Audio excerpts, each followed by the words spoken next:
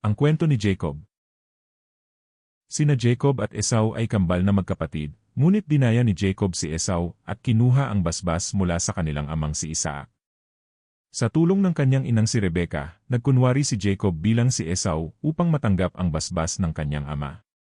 Pagbalik ni Esau, huli na ang lahat. Natakot sa galit ni Esau, tumakas si Jacob papunta sa bahay ng kanyang tiyuhin na si Laban.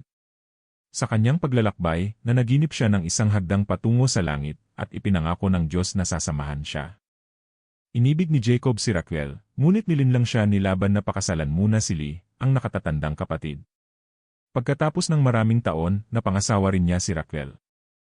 Isang gabi, nakipagbuno si Jacob sa Diyos at hindi siya bumitaw hanggat hindi siya pinagpapala.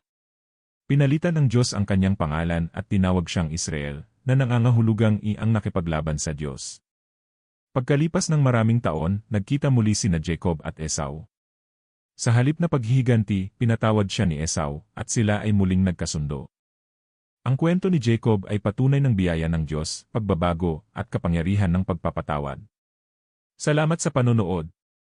Huwag kalimutang i-like, i-share, i-follow at mag-subscribe para sa iba pang kwento sa Biblia.